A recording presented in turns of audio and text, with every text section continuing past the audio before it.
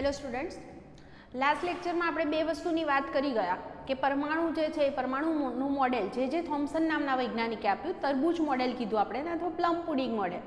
અને પછી બીજા વૈજ્ઞાનિક આવ્યા રુથરફોર્ડ, અને રુથરફોર્ડે જે મોડેલ આપ્યું એને આપણે પ્લેનેટરી મોડેલ તરીકે ઓળખીએ છીએ. એમણે ન્યુક્લિયસ જે છે આવી કંઈક વાત કરી કે ન્યુક્લિયસ હોય છે. ન્યુક્લિયસ એટલે કે પરમાણુનું બધું જ દળ અને બધો જ ધન વિદ્યુતભાર જ્યાં કેન્દ્રિત છે એવો વિસ્તાર, અને એની આસપાસ ઇલેક્ટ્રોન વર્તુળાકાર કક્ષામાં પરિભ્રમણ કરે છે. આવી વાત જે છે એ બંને વૈજ્ઞાનિકોએ કીધી, પણ હજી પણ એમના મોડેલ જે છે રુથરફોર્ડે મોડેલ આપ્યું એમાં ઘણી બાબતો સ્વીકારી શકાય એવી હતી, છતાં એ સંપૂર્ણપણે સ્વીકારી શકાયું નહીં. પણ જો કોઈ ઇલેક્ટ્રોન આવી રીતે ન્યુક્લિયસની આસપાસ કક્ષામાં પરિભ્રમણ કરતો હોય તો એની ઉર્જા કેટલી હશે? તો એવી ઇલેક્ટ્રોનની ઉર્જાનું સૂત્ર આપણે સાબિત કરવું છે. બુકની અંદર ટાઇટલ લખ્યું હશે ટોપિકનું કે પરમાણુની કક્ષાઓ, આવું ટાઇટલ લખ્યું હશે, જેમાં એની કક્ષાની ત્રિજ્યાનું સૂત્ર અને ઉર્જાનું સૂત્ર આપણે લખવાના છીએ, સાબિત કરવાના છીએ. પણ હું તમને કહી દઉં કે બોર્ડ એક્ઝામની અંદર જો આ ક્વેશ્ચન પૂછાય કે ઇલેક્ટ્રોનની કક્ષાની ત્રિજ્યાનું સૂત્ર સાબિત કરો અથવા ઉર્જાનું સૂત્ર સાબિત કરો, તો અત્યારે હાલ આપણે જે ભણવા જઈ રહ્યા છે એ હજી અધૂરું છે. આના પછી નેક્સ્ટ ટોપિક આવશે પાછો, જેની અંદર આની સંપૂર્ણ માહિતી આવશે, તો એ ક્વેશ્ચન હંમેશા લખો. આ અત્યારે જે વાત કરીએ છીએ એ છે તો જરૂરી જ, કારણ કે પછી એક ઉદાહરણ છે એમાં પણ એનો ઉપયોગ કરવાના જ છીએ આપણે, પણ છતાં પણ આ સૂત્ર હજી અધૂરું છે, કારણ કે એમાં બધી માહિતી આપણને ન ખબર હોય તો આપણે સિમ્પલ રીતે ત્રિજ્યા અથવા તો ઉર્જા શોધી શકતા નથી ઇલેક્ટ્રોન માટે. તેથી અહીંયા આગળ આ ક્વેશ્ચનને ધ્યાનમાં રાખજો. તો અહીંયા આગળ હું એમ કહું કે પરમાણુની કક્ષાઓ અથવા ઇલેક્ટ્રોનની કક્ષાઓ વિશે આપણે માહિતી મેળવવા જઈ રહ્યા છે. ધારો કે આ ન્યુક્લિયસ છે. ન્યુક્લિયસ છે તો એની અંદર Z પ્રોટોન હોય. પર્ટિક્યુલર હું હાઇડ્રોજન માટે વાત કરું તો હાઇડ્રોજનનો પરમાણુ ક્રમાંક 1 છે, તો 1 જ છે, માટે એના કેન્દ્ર પર કેટલો વિદ્યુતભાર લઈ શકાય? +E. એની આસપાસ R ત્રિજ્યાની કક્ષામાં કોઈ ઇલેક્ટ્રોન જે છે એ ઇલેક્ટ્રોન પરિભ્રમણ કરી રહ્યો છે. V જેટલી એની ઝડપ છે, એમ હું કહું, રેખીય ઝડપ. હવે જો ઇલેક્ટ્રોન R ત્રિજ્યાવાળી કક્ષામાં પરિભ્રમણ કરતો હોય તો આપણે બધા જ જાણીએ છીએ કે એને વર્તુળાકાર કક્ષામાં પરિભ્રમણ કરવા માટે કેન્દ્રગામી બળ જોઈએ. અને અહીંયા આગળ કયું બળ હાજર છે? વિદ્યુત બળ અથવા કુલમ્બ બળ, જે એને કેન્દ્રગામી બળ પૂરું પાડતું હશે. તો આના આધારે હું સૂત્ર લખી શકું, કેન્દ્રગામી બળ એટલે mv²/r અને કુલમ્બ બળ એટલે k અથવા તો 1/4πε0. Q1 એટલે ન્યુક્લિયસનો વિદ્યુતભાર E, Q2 એટલે વિદ્યુતભાર E એટલે E² થઈ જશે /r². જો અહીંયા Z પરમાણુ ક્રમાંક હોત તો આપણે Ze લખ્યું હોત, પ્રોટોનનો વિદ્યુતભાર, બરાબર. તો Ze² આવત આપણા સૂત્રમાં. હવે એક એક R તો તમે કેન્સલ કરી શકો છો. હું આમાંથી R ને સૂત્રનો કરતા કરી દઉં અને mv² ને અહીં લઈ આવું તો આવું જે સૂત્ર બનશે E²/4πε0 mv². આ જે સૂત્ર છે એ V ઝડપથી R ત્રિજ્યાવાળી કક્ષા જે છે એમાં પરિભ્રમણ કરતા જે ઇલેક્ટ્રોન છે એની કક્ષીય ત્રિજ્યાનું આપણને સૂત્ર મળ્યું. હવે બીજો પોઈન્ટ મારે કહેવો છે કે ઇલેક્ટ્રોનની ઉર્જાનું સૂત્ર મેળવવું છે. તો ઇલેક્ટ્રોનની કુલ ઉર્જા એટલે આપણે કહી શકીએ કઈ બે ઉર્જાનો સરવાળો થાય? તો ગતિ ઉર્જા પ્લસ સ્થિતિ ઉર્જા. ગતિ ઉર્જા એટલે તમે બધા જ જાણો છો એનું સૂત્ર થાય 1/2 mv². અને સ્થિતિ ઉર્જાની વાત કરીએ તો સ્થિતિ ઉર્જા એટલે તંત્રની હોય. તો કોનું તંત્ર છે? એક છે પ્રોટોન ને બીજો છે ઇલેક્ટ્રોન. એટલે તંત્રની સ્થિતિ ઉર્જા શું થશે? તો સૂત્ર છે k Q1 Q2/r. k એટલે લખું છું 1/4πε0. Q1 એટલે ન્યુક્લિયસનો વિદ્યુતભાર E, Q2 એટલે ઇલેક્ટ્રોનનો વિદ્યુતભાર -E છે, માટે આ મેં માઇનસ લખ્યું છે, એટલે E² થશે શું બનશે? R. આવું આપણને સૂત્ર મળ્યું.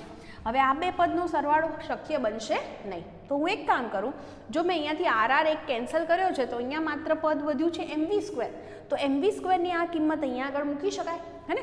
અને હું સમીકરણ નંબર 1 આપું તો સમીકરણ 1 ને આધારે હું mv²ની કિંમત મૂકું તો 1/2 તો રહેવાના જ. mv²ની જગ્યાએ શું આવશે? તો 1/4πε0 E²/r. તો લખી શકાય 1/4πε0 E²/r. અને બીજું પદ તો આ જ છે 1/4πε0 E²/r. તો બંનેમાંથી આ પદ કોમન છે, હે ને? વચ્ચે શું? 1/2 -1. તો અડધામાંથી આખો જાય એટલે -અડધો. એટલે સીધું જ લખી શકું કે મને ઉર્જાનું સૂત્ર -અડધો 1/4π એટલે 1/8 થઈ જશે. એટલે 1/8πε0 E²/r. આવું સૂત્ર આપણને મળ્યું. તો આટલી ઉર્જા ધરાવતો છે આ ત્રિજ્યાવાળી કક્ષામાં ઇલેક્ટ્રોન. અને આટલી ઉર્જા મળી, જે ઉર્જા કેવી મળી છે? ખરેખર ઋણ. અને ઇલેક્ટ્રોનની કુલ ઉર્જા ઋણ મળવી એની મતલબ જ એ છે કે ઇલેક્ટ્રોન ન્યુક્લિયસ સાથે બંધિત અવસ્થામાં છે. કોઈપણ પદાર્થની કુલ ઉર્જા ઋણ મળે ને એનો અર્થ જ આવો થાય કે કેવું છે, એ બંધિત અવસ્થામાં છે, કોઈક બળને લીધે એ જકડાઈને રહેલો છે. જો તમારે એને ત્યાંથી મુક્ત કરવો હોય તો એને કંઈક ઉર્જા આપવી પડે, જેને આપણે એની બંધન ઉર્જા તરીકે ઓળખીએ છીએ. આગળ જતાં આપણે ભણીશું કે ઇલેક્ટ્રોનની જેટલી ઉર્જા માઇનસ છે એટલી જ હું પ્લસ આપી દઉં તો એ હંમેશ માટે અનંત અંતરે ચાલ્યો જાય. કારણ તમે વિચારો આ સૂત્ર પરથી r બરાબર ઇન્ફિનિટિવ મૂકું તો 1/∞ 0 થાય. એનો અર્થ કે ઇલેક્ટ્રોનની અનંત અંતરે ઉર્જા 0 હોય છે. એટલે કે કોઈક રીતે આપણે એની ઉર્જા 0 બનાવી દઈએ તો ઇલેક્ટ્રોન હંમેશ માટે ક્યાં જતો રહે? અનંત અંતરે. અને 0 બનાવી હોય તો શું કરશું? જેટલી ઉર્જા એની પાસે માઇનસ છે એટલી ઓછામાં ઓછી એટલી પ્લસ આપી દઈએ તો એની કુલ ઉર્જા 0 બની જાય અને હંમેશ માટે ક્યાં જતો રહેશે? અનંત અંતરે. તો આ જે સૂત્ર હતું બહુ જ સિમ્પલ હતું કે ઇલેક્ટ્રોનને પરિભ્રમણ માટે કેન્દ્રગામી બળ કોણ પૂરું પાડે છે? કુલંબ બળ. એને આધારે r મેળવ્યો. બીજી વાત, ઉર્જાનું સૂત્ર મેળવવા ગતિ ઉર્જા પ્લસ સ્થિતિ ઉર્જા. ગતિ ઉર્જા 1/2 mv² હોય તો mv² ની કિંમત આ સમીકરણ પરથી લઈ લીધી. અને સ્થિતિ ઉર્જાનું સૂત્ર હંમેશા યાદ રાખવું કે Q1 Q2/r છે. કે Q1 Q2/r. Q1 અને Q2 ધન હોય તો ધન લેવા, ઋણ હોય તો ઋણ લેવા. આમાં કેન્દ્ર પર ધન વીજભાર હતો, ઇલેક્ટ્રોનનો વીજભાર ઋણ હતો એટલે ગુણાકાર માઇનસમાં આવ્યો, માટે અહીંયા માઇનસ સાઇન આવી છે. પછી બંને પદના પરિણામે આપણને કુલ ઉર્જા ઋણ મળી, જે ઇલેક્ટ્રોન બંધિત અવસ્થામાં છે એવું દર્શાવે છે. ઓકે, તો આ ટોપિકમાં આટલી જ વાત હતી. હવે એના પછી જે છે નેક્સ્ટ વાત કરવી છે મારે કે પરમાણુ વર્ણપટ. કે પરમાણુઓ છે તો આપણે જોયું સતત વર્ણપટ મળ્યા, અસતત વર્ણપટ મળ્યા, આવી આપણે વાતો કરી. તો હવે હું તમને સમજાવું કે આવા પરમાણુ વર્ણપટ જે છે આપણે બે પ્રકારના વર્ણપટ મેળવીએ છીએ. એકને આપણે ઉત્સર્જન વર્ણપટ તરીકે ઓળખીએ છીએ અને બીજા પ્રકારના વર્ણપટ છે જેને આપણે શોષણ વર્ણપટ તરીકે ઓળખીએ છીએ. તો હવે સમજીએ ઉત્સર્જન વર્ણપટ અને શોષણ વર્ણપટ. ધારો કે આપણે એવું કરીએ, મારી પાસે કોઈ ડિસ્ચાર્જ ટ્યુબ છે અને એની અંદર હું કોઈક વાયુ ભરી દઉં, એમાંથી વિદ્યુત પ્રવાહ પસાર કરું. શું કરીશું આપણે? વિદ્યુત પ્રવાહ પસાર કરીશું. એટલે આપણે અહીંયા આગળ આવું કરવાના છે કે આમાં જે ઇલેક્ટ્રોન્સ હોય ને એ ખરેખર આગળ જતાં આવો શબ્દ આવશે કે એ પોતાની સૌથી ઓછી ઉર્જાવાળી અવસ્થામાં છે, જેની એને ધરા સ્થિતિ તરીકે ઓળખવામાં આવે છે. પણ જ્યારે એના જે ઇલેક્ટ્રોન છે પ્રવાહ પસાર કરવાને કારણે એમાં એને ઉર્જા મળે છે. ઉર્જા મળે એટલે ઇલેક્ટ્રોન પોતાની એ સ્થિતિમાંથી વધારે ઉર્જાવાળી અવસ્થામાં જાય છે, જેને એની ઉત્તેજિત અવસ્થા બોલી શકાય. પણ એ લાંબો સમય ત્યાં ટકી શકતા નથી. 10⁻⁸ સેકન્ડ કરતાંય ઓછા સમયમાં ફરી મૂળ સ્થિતિમાં પાછા આવી જાય છે. અને એ દરમિયાન એ વધારાની ઉર્જાનું ઉત્સર્જન આમાંથી વિકિરણના સ્વરૂપમાં કરે છે. એટલે આપણી પાસે એક સ્પેક્ટ્રોમીટર હોય સાધન, અને એની અંદર જો આપણે આનો વર્ણપટ મેળવીએ તો એ વર્ણપટ આપણને જે મળશે એ વર્ણપટ કેવો હશે? તો એને આપણે ઉત્સર્જન વર્ણપટ તરીકે ઓળખી શકીએ. ઓછી ઘનતાવાળો વાયુ હશે તો આપણને એ વર્ણપટ કેવો મળવાનો છે? અસતત. બરાબર. તો આ પ્રમાણે મળતો જે વર્ણપટ છે એને ઉત્સર્જન વર્ણપટ કહી શકાય. બહુ જ સિમ્પલ વાત હતી. વાયુ ભર્યો, બરાબર. ધારો કે ઓછી ઘનતાવાળો વાયુ હું લઉં છું, એમાંથી શું કર્યું? પ્રવાહ પસાર કર્યો, એટલે એના ઇલેક્ટ્રોનને ઉર્જા મળી. એ ઉત્તેજિત અવસ્થામાં ગયા, લાંબો સમય ટકી શક્યા નહીં. તો મૂળ સ્થિતિમાં આવવા માટે એમણે શું કર્યું? વધારાની ઉર્જાનું ઉત્સર્જન, અને એ ઉત્સર્જન વિકિરણના સ્વરૂપમાં થાય અને એ વિકિરણનો વર્ણપટ મેળવીએ એને આપણે ઉત્સર્જન વર્ણપટ તરીકે ઓળખીએ છીએ. બીજું કામ આવું કરી શકાય કે તમે આવી રીતે ફરીથી ટ્યુબ લીધી, અંદર વાયુ ભરી દીધો છે, એની ઉપર તમે સફેદ પ્રકાશ આપાત કરો. કેવો પ્રકાશ છે? સફેદ પ્રકાશ. તો એવું થવાનું, આના જે ઇલેક્ટ્રોન્સ છે એ પ્રકાશનું શોષણ કરે. પ્રકાશનું શોષણ કરે એટલે હવે પારગમન પામતો આ સફેદ પ્રકાશ હોય એનો હું વર્ણપટ લઉં તો એમાં એવું થાય, સફેદ પ્રકાશનો વર્ણપટ ખરેખર આમ સળંગ હોય, પણ એવું થયું કે આના જે ઇલેક્ટ્રોન છે એણે ઉત્તેજિત અવસ્થામાં જવા માટે આમાંથી અમુક ઉર્જાનું શોષણ કરી લીધું. તો એને અનુરૂપ તરંગ લંબાઈ હોય, ઉર્જા એટલે આવું વિચારો hc/λ, તો અમુક તરંગ લંબાઈ આની અંદરથી શોષાઈ જાય. તો એની જગ્યાએ તમને વર્ણપટમાં આમ ખાલી ગેપ દેખાય, એટલે કે કાળી રેખાઓ દેખાય છે. આવો જે વર્ણપટ છે એને આપણે શોષણ વર્ણપટ તરીકે ઓળખીએ છીએ. તો જુદા જુદા પરમાણુના આવા આપણે વર્ણપટ મેળવી શકીએ. તો આવા જે વર્ણપટ છે એનો અભ્યાસ જે છે સૌથી પહેલાં બામર નામના વૈજ્ઞાનિક હતા, એમણે આવો અભ્યાસ કર્યો હતો. એમણે ડિસ્ચાર્જ ટ્યુબ લીધી અને ટ્યુબની અંદર કયો વાયુ ભર્યો હતો? હાઇડ્રોજન વાયુ. હાઇડ્રોજન વાયુ ભરી અને એની મદદથી એમણે વર્ણપટ શ્રેણી મેળવી હતી. જ્યારે હાઇડ્રોજન વાયુ ભરે છે બરાબર અને એનો ઉત્સર્જન વર્ણપટ એમણે મેળવ્યો, તો એ ઉત્સર્જન વર્ણપટમાં એમને એવું દેખાયું કે દ્રશ્ય પ્રકાશમાં એટલે દ્રશ્ય વિભાગની અંદર આખો વર્ણપટ મળ્યો હતો, મતલબ કે આપણને એ રેખાઓ દેખાય. તો એની અંદર એમને એવું જોવા મળ્યું કે આમ જુદી જુદી જે છે આવી રેખાઓ એમને દેખાઈ હતી, બરાબર આવી રીતે, બરાબર. તો એમાં જે છે સૌથી વધારે તરંગ લંબાઈવાળી રેખા હતી એની તરંગ લંબાઈ હતી 65-63 એંગસ્ટ્રોમ, જ્યારે સૌથી ઓછી તરંગ લંબાઈવાળી જે રેખા હતી એની હતી 36-46 એંગસ્ટ્રોમ. અને એવું જોયું કે જેમ જેમ તરંગ લંબાઈ ઘટે છે એમ રેખાઓ એમને નજીક નજીક મળી અને એની તીવ્રતા પણ કેવી જતી દેખાય? ઘટતી જતી દેખાય. અને આના આધારે એમણે પોતે કીધું કે બામર નામના વૈજ્ઞાનિકે આ જે શ્રેણી શોધી એને આપણે બામર શ્રેણી તરીકે ઓળખીએ છીએ. અને એમાં જે પણ રેખાઓ હોય એમની તરંગ લંબાઈ શોધવા માટે એમણે એક સૂત્ર આપ્યું. એ સૂત્ર કંઈક આ રીતે લખી શકાય: 1/λ બરાબર r 1/2² માઇનસ 1/n², જ્યાં n બરાબર તમે લખી શકો 3, 4, 5 આવી કિંમતો. આમાં r જે છે એને આપણે રીડબર્ગ અચળાંક તરીકે ઓળખીએ છીએ. એ અચળાંકને શું કહે છે? રીડબર્ગ અચળાંક, જેની કિંમત છે 1.097 × 10⁷ મીટર ઇન્વર્સ. અને આની અંદર જો તમે n બરાબર 3 મૂકો તો બામર શ્રેણીની પહેલી રેખા મળે અને આ જે રેખા છે એને આપણે H આલ્ફા રેખા તરીકે ઓળખીએ છીએ. એટલે કે એની તરંગ લંબાઈ તમે બધી જ કિંમતો મૂકી અને ગણતરી કરો તો તમને મળશે 65-63 એંગસ્ટ્રોમ. પછી હું એવું કરું કે n બરાબર 4 મૂકું તો મને બીજી રેખા એટલે H બીટા રેખાની તરંગ લંબાઈ મળશે, જે હશે 4861 એંગસ્ટ્રોમ. તો એમ કરતાં કરતાં છેલ્લે હું ઇન્ફાઇનાઇટ મૂકું, આના પછી H ગામા આવે, એમ કરતાં કરતાં હું n ઇન્ફાઇનાઇટ મૂકું તો મને છેલ્લી રેખાની તરંગ લંબાઈ મળશે અને એ જે છે એ મને મળશે 36-46 એંગસ્ટ્રોમ. તો આ રીતે બામર શ્રેણી વિશેની માહિતી આપણને વૈજ્ઞાનિકે આપી. તો ફરીથી લખો, બામર શ્રેણી જે છે એ બામર શ્રેણી માટે સૂત્ર કોમન આપી દીધું: 1/λ = r 1/2² માઇનસ 1/n², જ્યાં n ક્યાંથી શરૂ થવાના છે? 3 થી, બરાબર. એટલે 3, 4, 5 આ રીતે મૂકી શકાય. તો ફરીથી બોલું, n બરાબર 3 મૂકો ત્યારે બામર શ્રેણીની પ્રથમ રેખાની તરંગ લંબાઈ મળે, H આલ્ફા રેખા બોલી શકાય. 4 મૂકો ત્યારે બીજી રેખા એટલે H બીટા રેખા. એમ કરતાં કરતાં n બરાબર ઇન્ફાઇનાઇટ મૂકો ત્યારે તમને જવાબ મળશે 36-46 એંગસ્ટ્રોમ, બરાબર. જે છેલ્લી રેખા ઇન્ફાઇનાઇટ રેખાની તરંગ લંબાઈ દર્શાવે છે. તમે આના પરથી પણ એક તારણ કાઢી શકો. જુઓ, જેમ આ n ને આપણે ક્વોન્ટમ નંબર બોલીએ છીએ, n મોટો છે, મોટો એટલે તમે જોયું કે n બરાબર 3 છે એટલે ત્યારે આપણને જે મળી તરંગ લંબાઈ એ લેમ્ડા કેટલો મળ્યો? 65-63 એંગસ્ટ્રોમ. પછી જેમ n મોટો થતો ગયો એમ તરંગ લંબાઈ ઘટતી ગઈ, હે ને? 4861 દાખલા તરીકે બીજી લખું તો 4861 એંગસ્ટ્રોમ, બરાબર. n બરાબર એમ કરતાં કરતાં ઇન્ફાઇનાઇટ પહોંચ્યા ત્યારે 36-46 એંગસ્ટ્રોમ મળે છે. તો તમને મારે એવું કહેવું હોય, એક તમને આ ડાયરેક્ટ આવું પૂછે કે બામર શ્રેણીની સૌથી ટૂંકી તરંગ લંબાઈ ધરાવતી રેખાની તરંગ લંબાઈ શોધો, તો સૌથી ટૂંકી તરંગ લંબાઈ એટલે આ થઈ. તો n કેવો છે? ઇન્ફાઇનાઇટ. તો આના પરથી આવું યાદ રાખી શકો કે જો લેમ્ડા તમારે નાનો જોઈએ છે તો n મોટો લેવો પડશે, ઇન્ફાઇનાઇટ.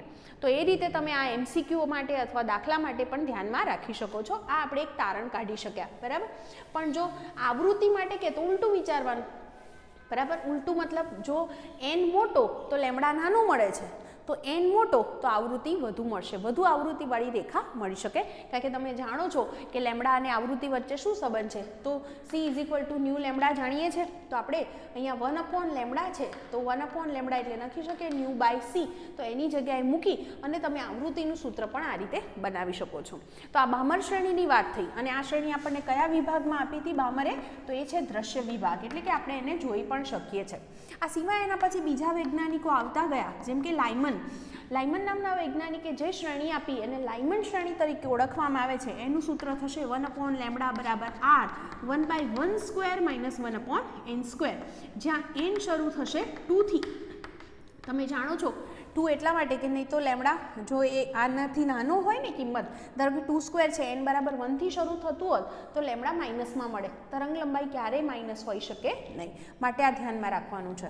ઓકે, તો આમાં પણ હું n બરાબર 2 મૂકું એટલે લાઇમન શ્રેણીની મને આલ્ફા રેખા મળે, 3 મૂકું એટલે બીટા રેખા મળે. આ રીતે બધી રેખાઓ શોધી શકાય. અને આ જે શ્રેણી હતી એ એને અલ્ટ્રા વાયોલેટ વિભાગની અંદર મળી હતી. એ સિવાય પારરક્ત વિભાગમાં પણ 3 શ્રેણી શોધવામાં આવી, જેમના નામ છે પાશ્ચન, બ્રેકેટ અને ફંડ. અને આ જે 3 શ્રેણી છે એમના સૂત્ર અનુક્રમે થશે 1/λ બરાબર r 1/3² - 1/n², જ્યાંમાં n બરાબર ક્યાંથી શરૂ કરશું 4, 5, 6 અપ ટુ ઇન્ફાઇનાઇટ. બ્રેકેટ શ્રેણી માટે સૂત્ર લખી શકાય 1/λ બરાબર r 1/4² - 1/n², જ્યાં n બરાબર 5, 6, 7 આ રીતે લઈ શકાય. અને ફંડ શ્રેણીનું સૂત્ર લખી શકશો r 1/5² - 1/n², જ્યાં n શરૂ થશે 6, 7 આ રીતે. તો આ રીતે અલગ અલગ શ્રેણીઓ વિશેની માહિતી આપણને આ રીતે મળતી ગઈ. તો આ ખાસ કયા વિભાગમાં કઈ શ્રેણી મળે છે આ પણ ધ્યાનમાં એક રાખજો, બરાબર. અને આ રીતે જે છે આપણને જુદી જુદી વર્ણપટ શ્રેણીઓ વિશેની માહિતી મળતી ગઈ. ધ્યાન રાખજો, આ આપણે હાઇડ્રોજન પરમાણુ માટેની જ શ્રેણીઓની વાત કરી છે. સામાન્ય રીતે જાણો છો એમ હાઇડ્રોજનના ન્યુક્લિયસમાં એક પ્રોટોન છે અને કક્ષામાં એક જ ઇલેક્ટ્રોન છે, એના માટે આ ખાસ લાગુ પડે છે. જો બીજી આપણે વાત કરવી હોય, દાખલા તરીકે આપણે હિલિયમની વાત કરીએ, હિલિયમ એટલે 2He4, તો હિલિયમ એટલે He+2 જો તમે લો એની અંદર, તો એની અંદર એવું થવાનું He+ બોલીશ સોરી તો એની અંદર એક ઇલેક્ટ્રોન દૂર થયેલો હોય તો એની પાસે એક જ ઇલેક્ટ્રોન વધે. લિથિયમ છે તો એની પાસે 3 ઇલેક્ટ્રોન હોય તો Li+2 લેવો પડે. તો એ સ્થિતિમાં તમે આના વર્ણપટ વિશે થોડી માહિતીનો ઉપયોગ આના દ્વારા તમે કરી શકો છો. તો આપણે જુદી જુદી વર્ણપટ શ્રેણીઓ વિશે ભણ્યા, તો આ ખાસ ધ્યાનમાં રાખવા જેવો ક્વેશ્ચન છે. અને આ જે સૂત્રો છે એનો ઉપયોગ પણ આપણે આગળ જતા કરીશું. હવે બીજી પણ થોડીક વાતો કરી દઉં સાથે સાથે. આપણે કીધું કે રુથરફોર્ડે મોડેલ આપ્યું, હે ને. રુથરફોર્ડનું જે પરમાણુ મોડેલ હતું, રુથરફોર્ડ બોલો અથવા રધરફોર્ડ બોલો, તો એનું જે પરમાણુ મોડેલ હતું એ નિષ્ફળ ગયું. એ નિષ્ફળ જવા પાછળનું કારણ શું હતું એ કારણ હવે આપણે સમજીએ. એણે એમ કીધું હતું કે ન્યુક્લિયસ છે જ્યાં બધું જ પરમાણુનું બધું જ દળ ને બધો જ વિદ્યુતભાર કેવો છે ત્યાં કેન્દ્રિત થયેલો છે, અને એની આસપાસ કક્ષામાં કોણ પરિભ્રમણ કરી રહ્યું છે? ઇલેક્ટ્રોન. વર્તુળાકાર કક્ષામાં ઇલેક્ટ્રોન પરિભ્રમણ કરી રહ્યા છે. આવી વાત રુથરફોર્ડે પોતાના મોડેલની અંદર કીધી હતી. પણ અહીંયા આગળ જે છે કંઈક આવી વાત થઈ કે અહીંયા આગળ જે ઇલેક્ટ્રોન જ્યારે પરિભ્રમણ કરે છે તો એ જે ન્યુક્લિયસમાં વિદ્યુતભાર છે તો એની સાથે કંઈક બળ અનુભવે અને એને કારણે એની અંદર કંઈક પ્રવેગ ઉત્પન્ન થાય. અને હંમેશા પ્રવેગી ગતિ કરતો વિદ્યુતભાર વિદ્યુત ચુંબકીય તરંગનું ઉત્સર્જન કરે, એટલે કે એવા તરંગનો આપણને વર્ણપટ મળી શકે. તો વર્ણપટ વિશેની વાત કંઈક આવી શકી. છતાં પણ આના આધારે અહીંયા જો આવું થતું હોય કે ઇલેક્ટ્રોન છે આની આસપાસ પ્રવેગી ગતિ કરતો હોય અને એ પોતે ઉર્જાનું ઉત્સર્જન કરે તો ધીમે ધીમે એની ઉર્જા ઘટતી જાય અને ઘટતા એની કક્ષાની ત્રિજ્યા પણ નાની બનતી જાય. તો એ ઇલેક્ટ્રોન છેવટે ક્યાં જતો રહે? ન્યુક્લિયસમાં. અને તો પરમાણુ કેવો બની જાય? અસ્થાયી.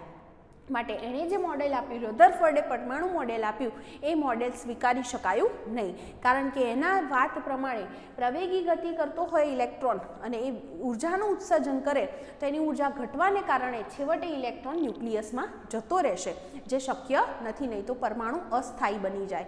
માટે આ જે મોડેલ હતું રુથરફોર્ડનું મોડેલ એ આપણે સ્વીકારી શક્યા નહીં. એના પછી બીજા વૈજ્ઞાનિક આવે છે, એ છે બોર. અને બોરે જે મોડેલ આપ્યું એ એમણે અધિતર્કના આધારે આપ્યું છે.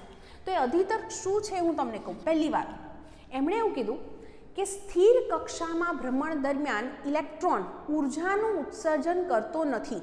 જુઓ, રુથરફોર્ડના મોડેલમાં ક્યાં તકલીફ પડી હતી? ઉર્જાનું ઉત્સર્જન થયું એટલે ધીમે ધીમે ઇલેક્ટ્રોન ક્યાં જતો રહ્યો? ન્યુક્લિયસમાં. પણ આણે શું કીધું કે સ્થિર કક્ષામાં ભ્રમણ દરમિયાન ઇલેક્ટ્રોન ઉર્જાનું ઉત્સર્જન કરતો નથી.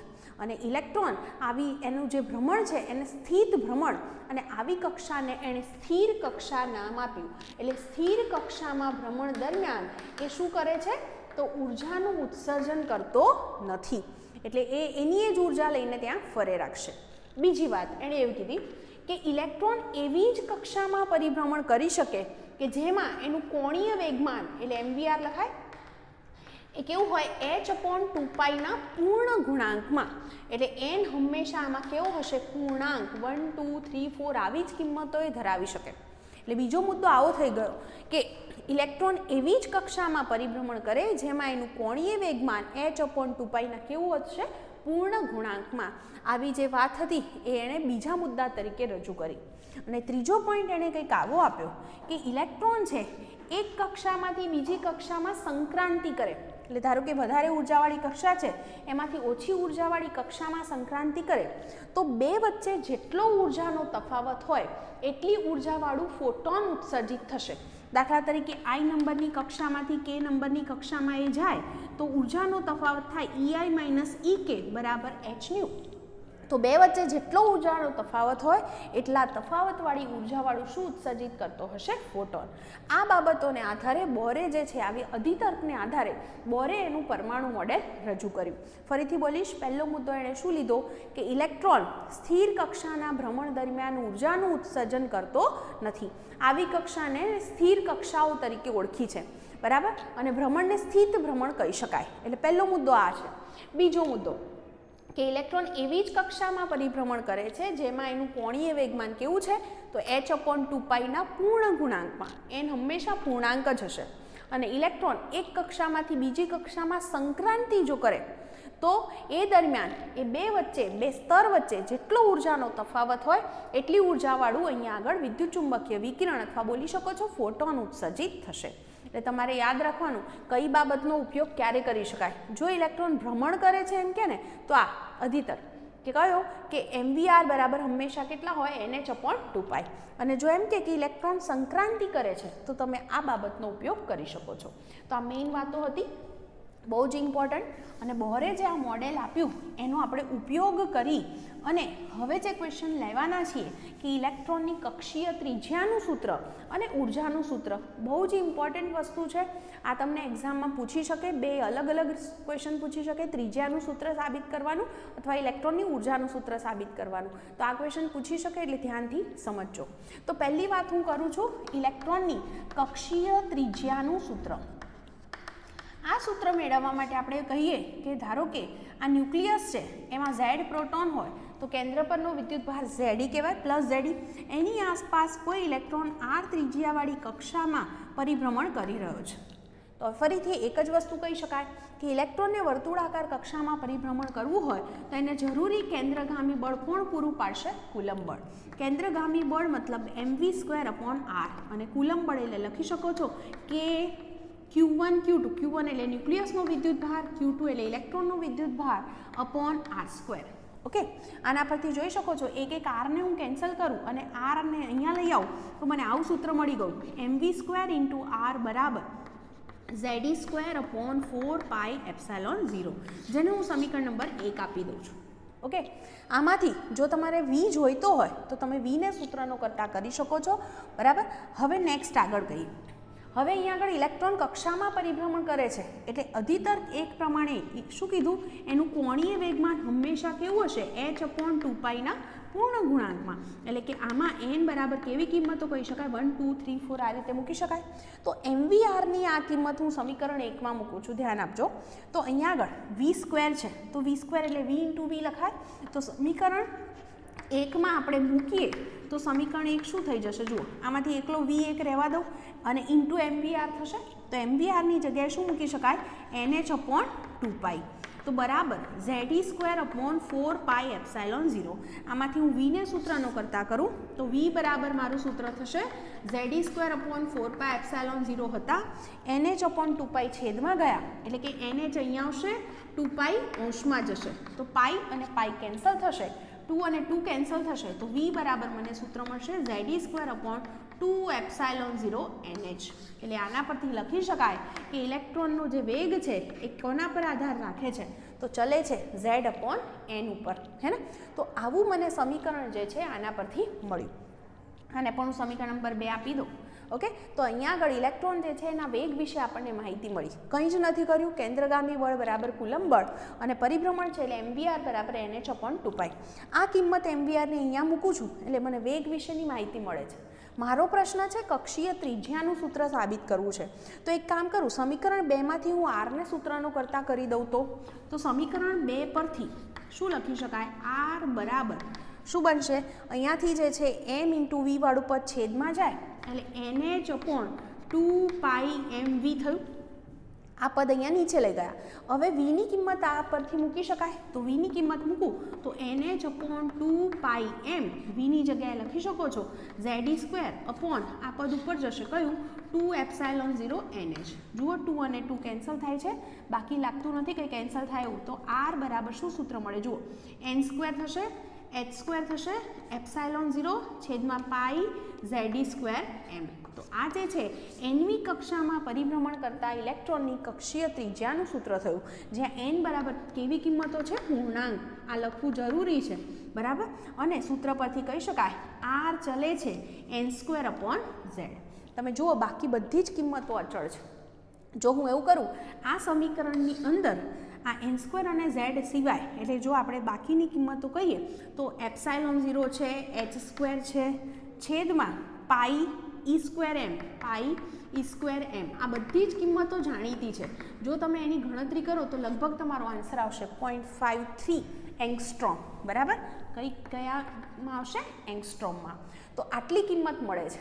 અને આ જે છે એટલું પદ એને બોર ત્રિજ્યા એટલે A0 તરીકે ઓળખવામાં આવે છે. આનું નામ આપણે શું લખી શકીએ છીએ? બોર ત્રિજ્યા. તો આના પરથી લખવું હોય તો મારી પાસે આરનું સૂત્ર આવું થઈ ગયું ને, આર બરાબર આખા પદ અચળ છે એની જગ્યાએ હું A0 લખી નાખું તો A0 into n² upon z. n બરાબર આપણે 1 લઈ શકીએ. અહીંયા આગળ n બરાબર 1 હોય ત્યારે એને બોર ત્રિજ્યા તરીકે ઓળખવામાં આવે છે. તો ખાલી A0 અપોન z લખી શકાય, હે ને? તો હવે તમે એવું પણ કરી શકો કે જો n² વાળું પદ હોય તો જોડે અહીંયા આગળ ગુણાકારમાં મૂકી શકો અને સાબિતી એની પણ મેળવી શકો છો. ઓકે, તો આ રીતે ધ્યાનમાં તમે આ સૂત્રને રાખી શકો. અને આ જે ક્વેશ્ચન છે એ એક્ઝામની અંદર નોર્મલી પૂછાતો હોય છે, તો ધ્યાન રાખવું કઈ રીતે આપણે સાબિતી મેળવી છે. જરૂર પડે તો ફરીથી એક વખત જોઈ અને આ રીતે સાબિતી તૈયાર કરી લેજો. હવે નેક્સ્ટ એ જ રીતે મારે ઇલેક્ટ્રોન જે છે એ ઇલેક્ટ્રોનની કુલ ઉર્જાનું સૂત્ર સાબિત કરવું છે. ઉર્જાનું સૂત્ર સાબિત કરવા માટે શરૂઆતની માહિતી એની જ છે, એટલે હું ફરીથી નથી લખતી અને આપણને આકૃતિ પણ યાદ જ છે. શું છે? શું હતું? ઇલેક્ટ્રોન ન્યુક્લિયસની આસપાસ કક્ષામાં પરિભ્રમણ કરી રહ્યો છે. હવે એક જ વસ્તુ થાય કે અહીંયા આગળ મને જો ઇલેક્ટ્રોનની કુલ ઉર્જા જોઈતી હોય તો કુલ ઉર્જા એટલે બે ઉર્જાનો સરવાળો કરવો પડશે. પહેલાં પણ કર્યું તેમ ગતિ ઉર્જા પ્લસ સ્થિતિ ઉર્જા. ગતિ ઉર્જા એટલે મારી પાસે સૂત્ર છે 1/2 mv². અગાઉની જ વાત રિપીટ થાય છે, જુઓ. અને સ્થિતિ ઉર્જા એટલે -k q1 q2 ન્યુક્લિયસ પર વિદ્યુતભાર છે Ze, q2 એટલે ઇલેક્ટ્રોનનો વિદ્યુતભાર -e એટલે આ માઇનસ લખ્યા છે એટલે Ze² લખી દઉં, ચાલે, અપોન r. હવે 1/2 mv² ની કિંમત અહીંયાથી લખી શકાય, હે ને? તો આને બંને બાજુ 1/2 થી ગુણી દો. બંને બાજુ 1/2 વડે ગુણતા શું રિઝલ્ટ મળે? જુઓ 1/2 mv² બરાબર 1 અપોન કેટલા થઈ જાય? 8πε0 Ze² અપોન r. તો આ કિંમત જે છે એ આપણે સમીકરણ 1 આપી દઈએ અને એ કિંમત અહીંયા મૂકી દઈએ તો શું થઈ જશે? 1/8πε0 Ze² upon r minus 1/4πε0 Ze² upon r. બાદબાકી શક્ય છે. અહીંયા આગળ 1/4πε0 કોમન, 1/2 - 1 એટલે -1/2 થાય, એટલે કે ઇલેક્ટ્રોનની કુલ ઉર્જા -1/8πε0 Ze² અપોન r મળે. જ્યાં આપણે હમણાં જ વાત કરી ગયા r બરાબર સૂત્ર છે n² h² ε0 by pi Ze² m. તો હું આ મૂકી દઉં આરની જગ્યાએ તો મને કુલ ઉર્જા કેવી મળી જશે? જુઓ -1/8πε0 Ze² અપોન આરની જગ્યાએ શું લેવાના છે? n² h² ε0.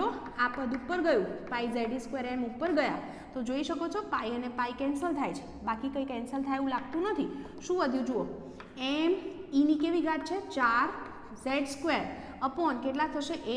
8ε0² n² h² minus તો ખરા જ. તો ઇલેક્ટ્રોનની કુલ ઉર્જા આપણને માઇનસમાં આટલી મળી અને આપણે જાણીએ છીએ કુલ ઉર્જા ઋણ મળવી ઇલેક્ટ્રોન બંધિત અવસ્થામાં છે અને સૂત્ર પરથી કહી શકાય કે માટે E ચલે છે Z² અપોન n². આ MCQ માટે ધ્યાનમાં રાખવા જરૂરી છે. r નો n સાથેનો સંબંધ, વેગનો n સાથે અને ઉર્જાનો n સાથેનો સંબંધ. તો આ રીતે આપણને જવાબ મળે છે. આમાંથી ઘણા બધા પદ એમ છે, ઈ છે, એપ્સાઇલોન 0, એચ, આ બધી જ માહિતી આપણને ખબર છે. જો હું એની કિંમત મૂકું ને તો મને આવો કંઈક જવાબ મળશે 2.18 × 10⁻18 જૂલ, બરાબર. અને z²/n² તો ખરા જ, આ જૂલમાં આન્સર આવો લખી શકાય. અને મારે આને ઇલેક્ટ્રોન વોલ્ટમાં લખવું હોય તો સિમ્પલ છે -13.6 z²/n² ઇલેક્ટ્રોન વોલ્ટ. પર્ટિક્યુલર હું હાઇડ્રોજન માટે લખું તો z બરાબર 1 મૂકો તો -13.6 / n² ઇલેક્ટ્રોન વોલ્ટ આપણને ઉર્જાનું સૂત્ર મળે. આમાં હું n બરાબર 1 મૂકું તો મને પ્રથમ કક્ષાની ઉર્જા મળી જાય ઇલેક્ટ્રોનની, 2 મૂકું તો બીજી કક્ષાની ઉર્જા મળે. તો આ રીતે આપણે ઇલેક્ટ્રોનની કોઈપણ કક્ષામાં ઉર્જા જે છે એનું સૂત્ર સાબિત કરી શકીએ. જો અહીં સુધી તો આપણે પહેલાં પણ સાબિત કર્યા હતા, આમાં માત્ર આરનું સૂત્ર જે હવે સાબિત કર્યું એ ઉપયોગ કર્યો છે અને સાબિતી આપી છે. આજે અહીં સુધી રાખું છું. સરસ રીતે આને રિપીટ કરી અને આ સૂત્રો તૈયાર કરી લેજો.